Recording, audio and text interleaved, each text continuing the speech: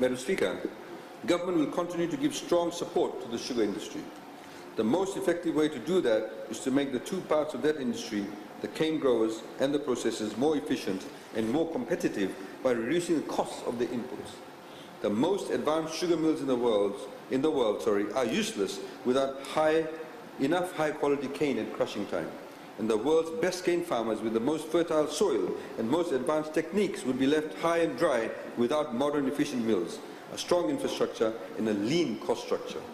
So if we can reduce the costs and improve the efficiency of both parts of our sugarcane industry, we will thrive even in today's global market.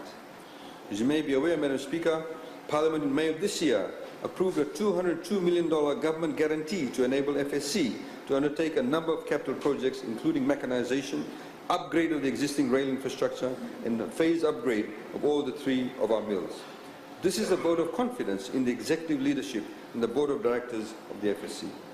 This was good news for the mills and the cane growers, Madam Speaker, but it's just half of the equation. The other half is to focus intensively on reducing costs to cane growers. It's what continuously the Honourable Prime Minister has been saying as the Minister responsible for sugar.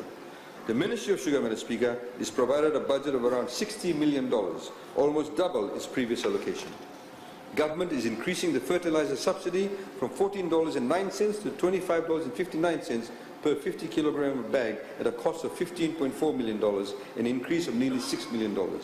With this assistance, farmers will now only pay $20 a bag compared to $31.50 per bag that they're currently paying. The government is also allocating for the first time $6.3 million to subsidize the cost of products to control weeds and raise cane yield. This is the first time such a subsidy is being provided, and again it will reduce the cost to individual farmers. There is an increased budget of $15.4 million under the Sugarcane Development and Farmer Assistance Program to increase cane replanting and production.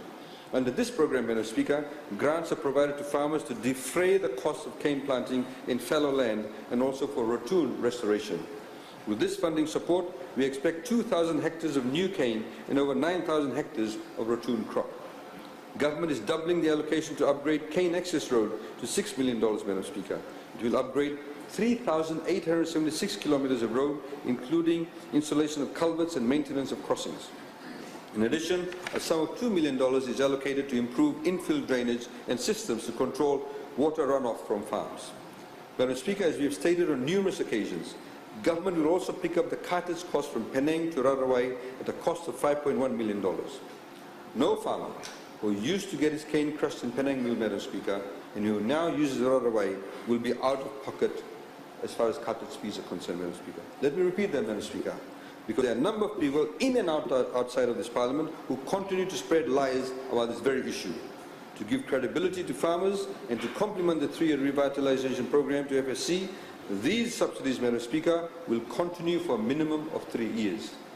As you are aware, Madam Speaker, government had earlier this year provided $10.2 million for sugarcane farmers with a fourth cane payment to pay for the deductions.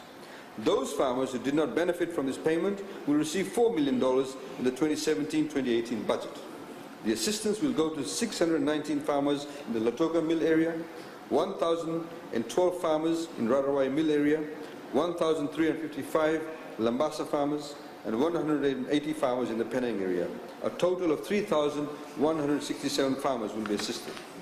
Madam Speaker, we need a strong sugar cane sector well into the future.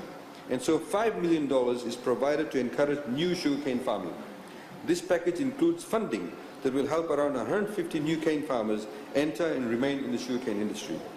Government is allocating $1 million for mechanization, and a further $1 million is also provided to assist farmers with procurement of fencing materials, irrigation pumps and implements. One other huge cost for farmers, Madam Speaker, is cane harvesting. In other words, cane cutting itself. The use of mechanized cane harvesters is to not only create efficiency, but to reduce the cost of harvesting. Unfortunately, however, Madam Speaker, given the dominant position of the suppliers of these harvesters, mechanical harvesters, and uncompetitive environment, the cost of harvesting has not necessarily decreased for farmers. Accordingly, government commissioned the Fiji Commerce Commission and the FSC to examine this cost. After extensive consultations and examination, and after allowing for a profit of 19% for harvesters, the Commerce Commission has determined that no harvester should charge a rate of more than $17.50 a tonne. This new rate, Madam Speaker, will be gazetted by the Honourable Minister for Industry and Trade. This, Madam Speaker, will significantly bring down the cost of production for farmers. We have today, Madam Speaker, at the moment, cane harvesters owned by individuals, and some of them by the fair trade organizations, some of the cooperatives, charging as high as $33 a tonne. In addition, to also address the carters cartel and reduce the cost for farmers, Madam Speaker, the FSC, Madam Speaker, will over 2 harvesting seasons beginning this year, will import itself and operate itself 300 new trucks for cartage of cane. 200 of these trucks will be tipper trucks and 100 will be flatbed trucks. The injection of 300 trucks owned and operated by the FSC with the sole purpose of bringing about efficiency and reduction of cost to farmers will provide competition and improve the level of service to farmers. The FSC will be exempt from paying the 5% tariff on the importation of these brand new trucks. Madam Speaker, FSC itself will also invest in 20 new harvesters to again provide better pricing for farmers and create greater efficiency. This, Madam Speaker, is what is required for the sugarcane industry, not gimmickry.